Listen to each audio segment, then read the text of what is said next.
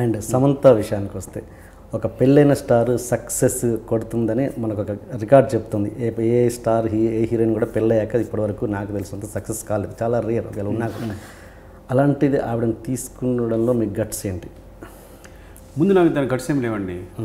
నాకు పెద్ద ఇష్టమై తీసుకున్న కూడా కాదు సమంతని. సరే అంటే ఒక మంచి ఆర్టిస్ట్ కావాలి, తెలుగు వచ్చిన ఆర్టిస్ట్ కావాలి. At the same time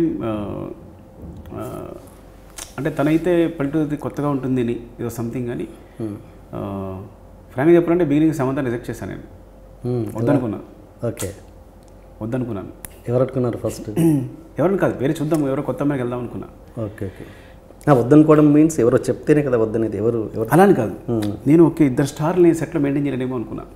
okay, ఒకరి చరణ్ సమంత, నేను ఎప్పుడు ఆ సెట్లో రాసి డైలాగ్ రాసే బాబుతో నేను రాస్తూ ఇద్దరిని వెయిటింగ్లో ఉంచి, ఓకే అంటే ఇద్దరికి వెళ్ళి మళ్ళీ సారీ చెప్పుకుని లేదు కొంచెం లేట్ అయిందని ఇద్దరికి చెప్పుకునేమో ఒక్క స్టార్ చాలు. Of course Charan is very sweet, is down to earth, నన్ను ఎప్పుడు ఇట్లా ఎవరు ఇద్దరు కూడా సమంత కానీ వచ్చే తెలిసింది వాళ్ళంతా మామూలు జూనియర్ ఆర్టిస్టుల కన్నా ఎంత ఈజీగా డీల్ చేయొచ్చు వాళ్ళని, వాళ్ళంతా స్వీట్ అనే విషయం నాకు ఎప్పుడు వాళ్ళతో వర్క్ చేసినప్పుడు తెలుస్తుంది కదా, ముందు తెలియదు కదా. అందుకు టెన్షన్ పడ్డాను, అప్పుడు ఇద్దరు స్టార్స్ వద్దు, నాకు ఒక్క స్టార్ చాలని. అలా అనుకున్నందుకు గాను సమంత ప్రతిసారి తను ఇచ్చిన పర్ఫార్మెన్స్ ఇచ్చినప్పుడు నాకు ఫటాఫట కొట్టినట్టు అయింది. అంటే తను వచ్చి ఒక మంచి ఎక్స్ప్రెషన్ ఇవ్వగానే బాగా చెల్లెని కొట్టినట్టు అయింది అనమాట. అంటే తను చేసే ప్రతి పర్ఫార్మెన్స్ ప్రతి ఎక్స్ప్రెషన్ నన్ను కొట్టినట్టే అయింది. అంటే అంత బాగా చేసింది, అంత ఇంప్రెస్ అయిపోయాను. అందుకే నేను ఆడియో ఫంక్షన్లో చెప్పాను తనతో సినిమాలు తీస్తూనే ఉండాలని.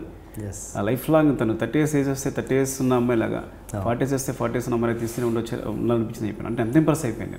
ఇద్దరు ది బెస్ట్ అండి, Ram Charan the best so far. And ఇంకొకటి, మామూలుగా హీరోయిన్ తోటి లిప్ లాక్ అన్నది ఓకే ఇట్స్ కామన్. అండ్ పెళ్ళైన తర్వాత ఒక లిప్ లాక్ సీన్ పెట్టేటప్పుడు మీరు ఎంత ఇబ్బంది పడ్డారు? ఏమన్నా చెప్పే విషయంలో కన్వే చేయడం అంటే ఆర్ట్ ఫామ్ అండి, ఆర్ట్ ఫామ్ని ఎప్పుడు అసలు ఇలాంటి క్వశ్చన్ చేయకూడదు. ఓకే, ఆర్ట్ ఫామ్లో నిజంగా అది రిక్వైర్డా కాదని చూస్తే కంప్లీట్లీ రిక్వైర్డ్ కాకపోతే నేను వాళ్ళని కన్విన్స్ చేయలేను.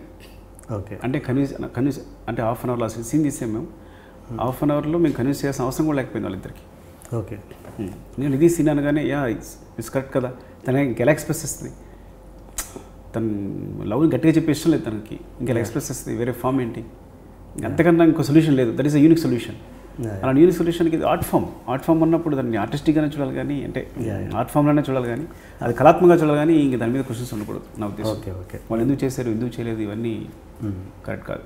Okay, come to Telugu audience అంతే, నేను దాని గురించి వాళ్ళు కూడా దానికి కళాత్మకంగా చూడాలి, అంతే ఒక కళగా చూడాలి దాన్ని. ఓకే, అండ్ ఇంకోటి ఒక సందర్భంలో మహేష్ అని అంటే ఒక అమ్మాయి ఒక సిచ్యువేషన్ వచ్చినప్పుడు ఒక అమ్మాయి అబ్బాయి చేపట్టుకోవడం ఎంత కరెక్ట్, ముద్దు పెట్టుకోవడం కూడా అంతే కరెక్ట్. రెండింటికి పెద్ద డిఫరెన్స్ ఉండదు ఆటలో. ఇప్పుడు ఇదివరకు పై ఆడదాన్ని చేపట్టుకున్నాడు అంటే ఇదంతా ఒక 30-40 years బ్యాక్ ఎంత తప్పు ఉండేది ఇది. సో ప్లాట్ఫామ్స్ మారుతుంటాయి, జనాలు ఎడ్యుకేట్ అవుతూ ఉంటారు. సో నా దృష్టిలో ఒకవేళ ఒక అబ్బాయి ముద్దు పెట్టుకోవడం సినిమాలో తప్పైతే ఒక అమ్మాయి చేపట్టుకోవడం కూడా తప్పే. టాకింగ్ అబౌట్ మ్యారేజ్ అయిన అమ్మాయి గురించి ఇది ఆర్ట్ ఫామ్ అన్నప్పుడు మ్యారేజ్ కాదా ఇంకా బౌండరీస్ లేవు, కలకనేది బౌండరీస్ ఉండవు. ఇప్పుడు ఆన్సర్ చెప్పేశారు. ఓకే, అండ్ అఫ్కోర్స్ నేను నా డౌట్ 80sలో ఇలా పబ్లిక్గా లిప్ లాక్ పెట్టుకునే సందర్భాలు ఉన్నాయంటారా? అది మీరు 80లోకి వెళ్తే తెలుస్తుంది. ఊళ్ళో పల్లెటూరులో ఎంత రొమాన్స్ జరుగుద్ది అనేది. పొద్దున్న ఊరంతా గుప్పమంటూ ఉంటుంది. అంతేనా?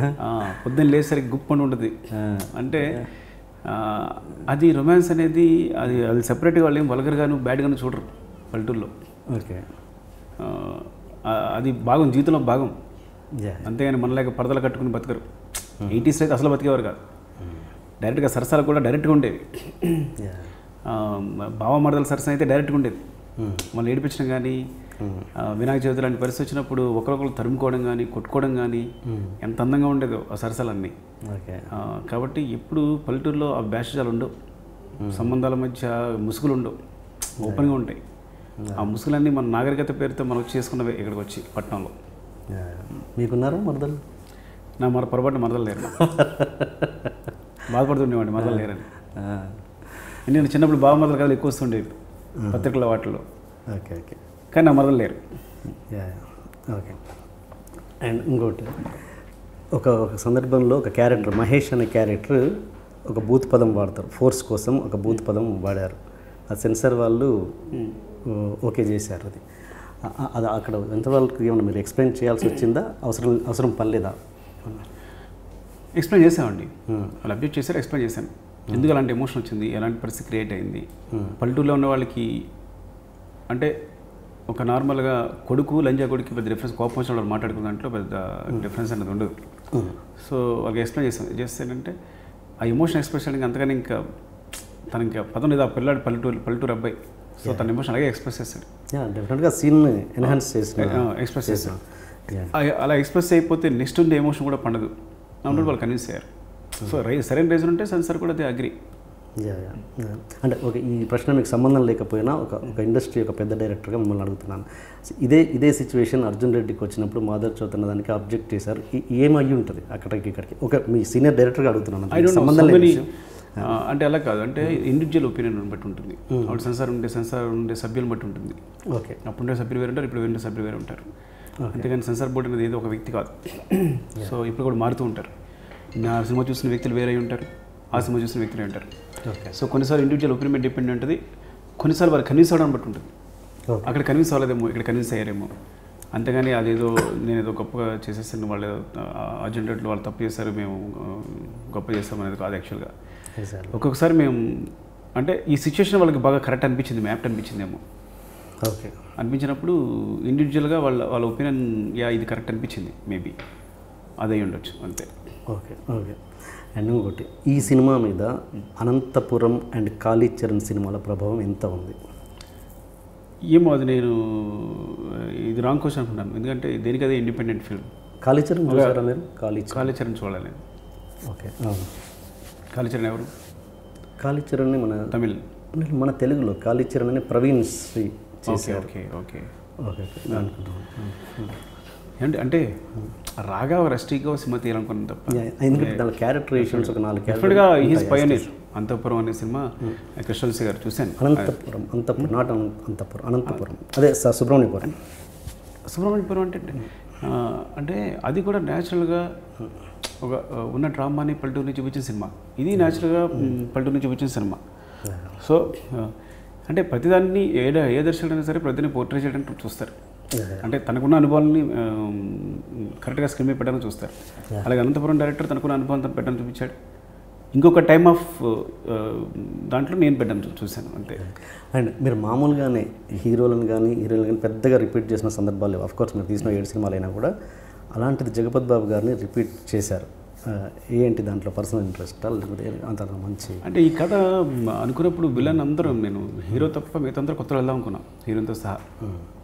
అంటే నా ఫస్ట్ వచ్చిన థాట్ ఏంటంటే నానబ్రహ్మతో సూటు పుట్టేస్తున్న వ్యక్తి పైన కనుక షర్ట్ లేకుండా కింద పంచమాత కట్టుకుంటే ఎలా ఉంటాడు అనేది థాట్ భలే అనిపించింది. ఒక నాకు కిక్ ఇచ్చింది. అప్పుడు జగత్ బాబు గారిని వెళ్ళాలనుకున్నాం. ఓకే. సో దాని తర్వాత మిగతా క్యారెక్టర్ని ఆయన తగ్గట్టుగా ఉండాలి కదా అని మిగతా క్యారెక్టర్ని సెలెక్ట్ చేసుకోవడం జరిగింది. సో మిగతా కాస్టింగ్ అంతా జగత్ బాబు గారు వచ్చి చేరింది ఈ సినిమాలో. ఓకే. ఈవెన్ ప్రకాష్ రాజ్ గారితో సహా అందరినీ కూడా జగత్ బాబు గారు రేంజ్ ఉండాలి కదా. అనసూయ ఏదో స్టేషన్ ఆర్టిస్ట్ ఉండాలి, పక్కన అజయ్ ఘోష్ ఉండాలి, ఇలా అన్ని నరేష్ గారు ఉండాలి. ఇక్కడ జగత్ బాబు గారు ఉన్నారు అంటే కనుక హీరోకి నరేష్ గారు ఉండాలి, రోహిణి గారు ఉండాలి, ఇలా సో జగత్ బాబు గారు విలన్గా ఉంటే ఎలా ఉంటే నా థాట్ వల్ల మిగతాను వచ్చారనమాట. కాబట్టి అదేగా వచ్చారు ఆయన. Okay okay okay.